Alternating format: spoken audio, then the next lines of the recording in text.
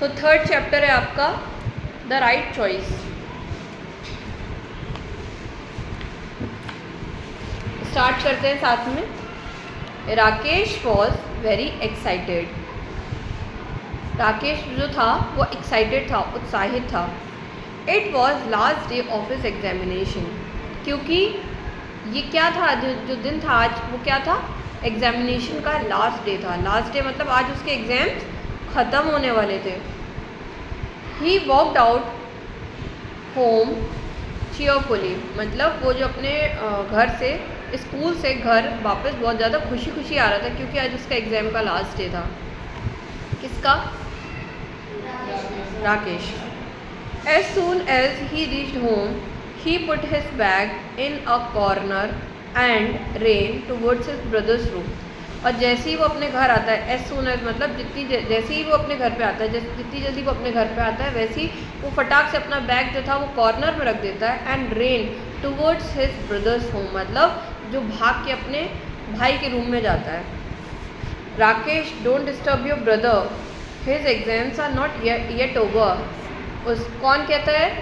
His mother said, उसकी माताजी बोलती है उससे कि राकेश, अपने भाई को बिल्कुल भी डिस्टर्ब मत करो, क्योंकि अभी उसके एग्जामिनेशंस ख़त्म नहीं हुए हैं। Rakesh return to his home sadly. Rakesh जो था return to his room sadly, वो अपने रूम में आ जाता है, थोड़ा दुखी हो जाता है, क्योंकि वो अपने भाई के साथ गया था, क्योंकि उसका जो एग्ज़ाम का लास्ट डे था राकेश का, तो वो थोड़ा एक्साइटेड था, खुश था, अपने भाई के रूम में जा रहा था। लेकिन राकेश की मदर ने बोला नहीं, मुकेश के रूम में मत जाओ, क्योंकि वो वहाँ पे उसके एग्ज़ाम्स अभी ख़त्म नहीं हुए हैं, वो अपने एग्ज़ाम की तैयारी कर रहा है। Rakesh return to his room sadly. His brother Mukesh was preparing for a board examination. उसके ब्रदर का नेम क्या है?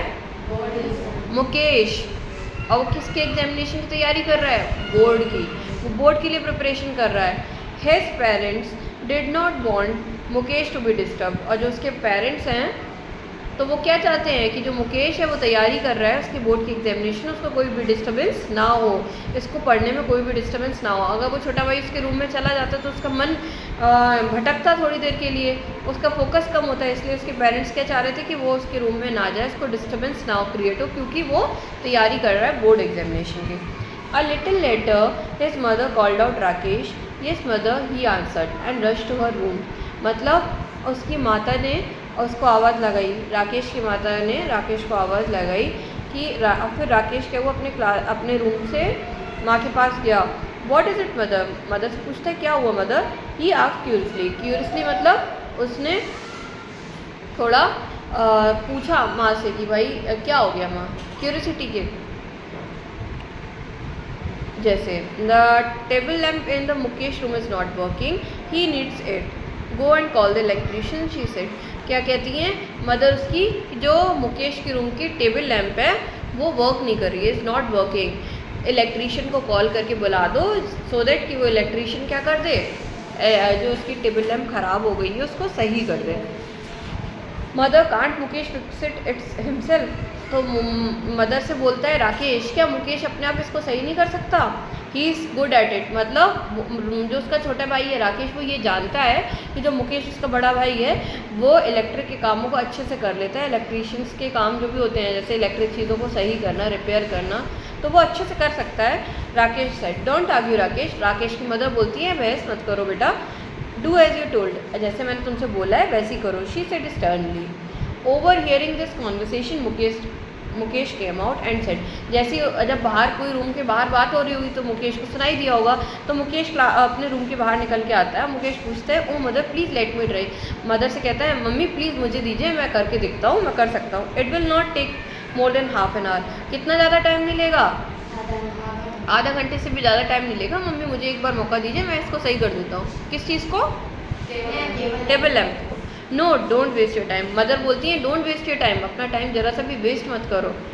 गो एंड स्टडी, जाओ और पढ़ाई करो। She said firmly. Quietly Mukesh return to his room but could not concentrate on his studies. लेकिन देखिए कितना ओबीडेंट है, कितना ज़्यादा आज्ञाकारी है अपने माता पिता का मुकेश। जैसे उसकी माँ ने बोला नहीं जाओ क्लास में, अपने रूम में जाओ पढ़ाई करो, तो वो तुरंत चला गया। अब चला तो गया है लेकिन उसका मन कहाँ लगा हुआ है? बाहर लगा हुआ है कि मुझे एक बार मौका मिल जाए और मैं इसको सही कर दूँ, टेबल लैम्प को सही कर दूँ। कॉन्सेंट्रेट नहीं कर पा रहा, पढ़ाई में मन कम लगा रहा है, उसका दिमाग कहाँ लग रहा है, टेबल लैम्प को सही करने में मन लग रहा है उसका।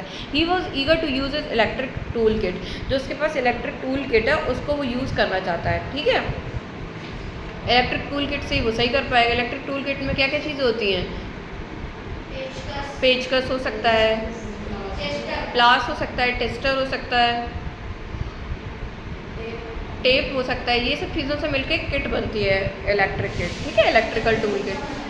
Mukesh had selected each tool with utmost care, he kept looking at it, और वो अपने सारे जो टूल्स हैं उसको उसने बहुत अच्छी तरीके से ख़रीदा है और रखता है, उसे बहुत संभाल के रखता है और उसको अच्छे से यूज़ करता है।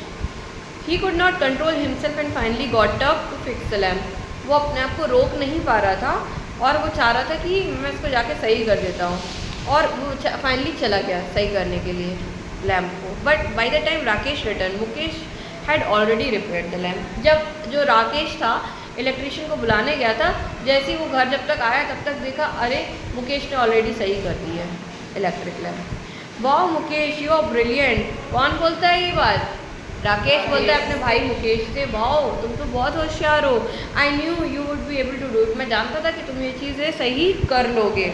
Exclaim Rakesh, sorry for the trouble mister Yadav, the work is already done, said the mother. अब उसकी जो मदर थी, जो यादव थे, मिस्टर यादव, वो कौन थे, इलेक्ट्रीशियन थे।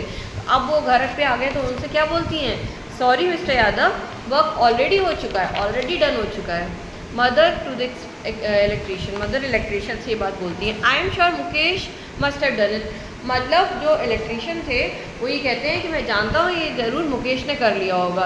You already have an expert electrician at your home, वो कहते हैं आपके घर पे एक्सपर्ट इलेक्ट्रीशियन ऑलरेडी है जिसका क्या नाम है, Mukesh. Mister Yadav stayed in left with smile, और जो यादव थे वो उन्होंने स्माइल करी और घर चले गए क्योंकि काम तो हो ही गया था already. Now stop wasting your time and get back to the studies, mother told Mukesh. अब मदर क्या बोलती हैं उससे कि जाओ बेटा आप अपना और टाइम वेस्ट मत करो, जाओ अपने रूम में जाके स्टडीज़ करो। On the day of the announcement of the result Mukesh went to the school with his parents, Mukesh had topped his class, Mukesh अपने क्लास में टॉप करता है। जब रिजल्ट मिलता है उसको तो पता चलता है। Mother, now it will be easy for you to get an admission in a good college, mother कहती हैं कि अब तुम्हारे लिए आसान हो गया है, एक अच्छे से कॉलेज में एडमिशन ले लोगे। लेकिन मुकेश बोलता है mother I don't want to go to a college, मैं कॉलेज नहीं जाना चाहता हूँ, मतलब मुझे कोर्स किसी सब्जेक्ट में इंटरेस्ट इतना नहीं है।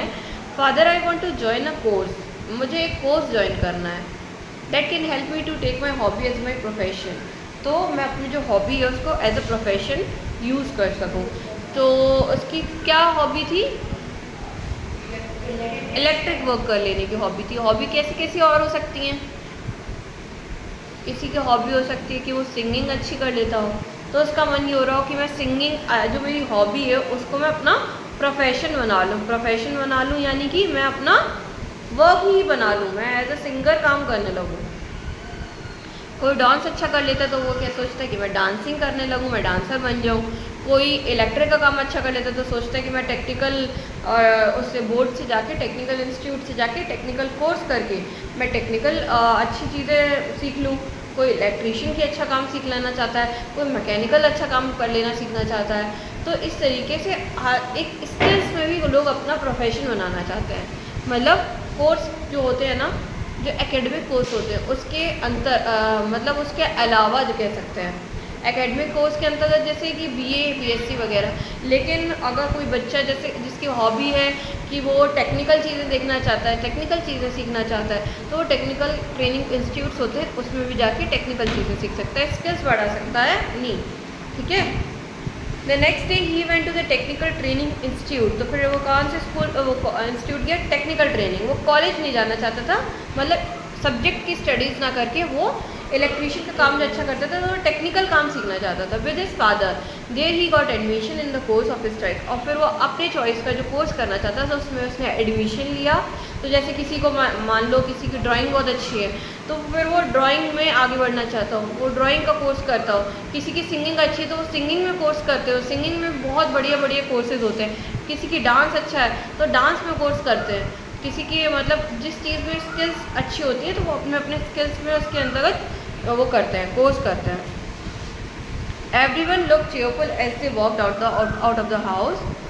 Mukesh had setup a new shop. कुछ दिनों बाद जब भी टाइम बीता तो उसने पोस्ट कर लिया, तो फिर उसने अपनी एक शॉप खोली। तो सब लोग जो थे बहुत खुश थे उसकी जो शॉप का था। And they were going for its inauguration. Inauguration मतलब उद्घाटन। जो उसकी शॉप का न्यू उद्घाटन हो रहा था, सब लोग जा रहे थे वहाँ पे। जब उद्घाटन होता है तो हम लोग क्या करते हैं, और सारे लोगों को बुलाते हैं, इनवाइट करते हैं, सो दैट वो आए, मेरी शॉप देखें, मेरा वर्क देखें कैसा है, और लोगों को पता चल जाए कि मैंने एक शॉप खोली। इसलिए हम लोग क्या करते हैं, इनाग्रेशन करते हैं। Inauguration at the inaugural ceremony, तो एक तरीके से सेरेमनी भी होती है, लोग इसको सेलिब्रेट करते हैं कि न्यू शॉप खोली है। Mukesh asked Rakesh to come forward and cut the ribbon. जो मुकेश था उससे कहता है अपने छोटे भाई से, आओ तुम इधर आओ, रिबन कट कर दो।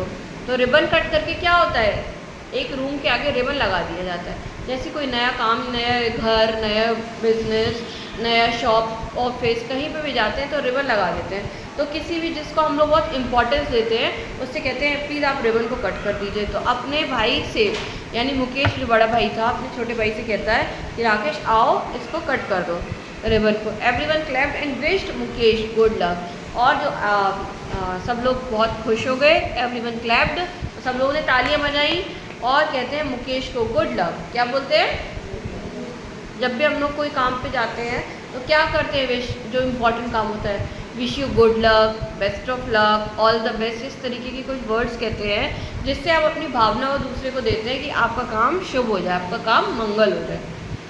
तो हम लोग को इस चैप्टर से यही सीखने को मिलता है कि हम लोग को अपना पूरा फोकस अपनी पढ़ाई पे करना चाहिए, और जिसको पढ़ाई के अलावा किसी स्किल्स में इंटरेस्ट है तो वो लोग अपना उस स्किल से भी आगे बढ़ सकते हैं, आगे की उसमें तैयारी कर सकते हैं और उसमें एक्सपर्ट बन सकते हैं। लेकिन इसके लिए एक चीज़ और इस चैप्टर ने बताई है कि आपको मिनिमम मतलब स्टडीज़ है वो तो करनी ही होगी। 12th तक तो स्टडीज़ सबको ही करनी होती है। फिर अपना उतने टाइम तक के बाद इंटरेस्ट जान लो कि हमारा इंटरेस्ट किस चीज़ में है। अगर आपका किसी सब्जेक्ट में इंटरेस्ट है तो उस सब्जेक्ट में आगे पढ़ाई करो। किसी स्किल में इंटरेस्ट है तो आप उस स्किल के लिए आगे तैयारी करो। अब जैसे इसको इलेक्ट्रिक में इंटरेस्ट था, इलेक्ट्रीशियन बनना चाहता था, इलेक्ट्रीशियन बनना, उसने अच्छे से कोर्स करा। तो अगर डांस में है तो किसी डांस एकेडमी में जाओ, किसी डांसिंग उसको सीखो। किसी अगर आपका ड्राइंग में है तो आप किसी ड्राइंग इंस्टीट्यूट में जाइए, आप अच्छे से वहाँ करिए। किसी म्यूज़िक में है तो बहुत सारी म्यूज़िक वो हैं, इंस्टीट्यूट्स हैं, बहुत अच्छी अच्छी यूनिवर्सिटीज़ हैं, उसके एग्ज़ाम्स होते हैं। जैसे कि आप BA BSc करते हैं, इस तरीके से म्यूज़िक में भी होते हैं कि आपने म्यूज़िक किया, मतलब बैचलर्स किया है म्यूज़िक, इस तरीके से आप अपने स्किल्स कर सकते हैं, अपना उसको प्रोफेशन बना सकते हैं। तो ये थी हम लोग का ये चैप्टर नंबर 3।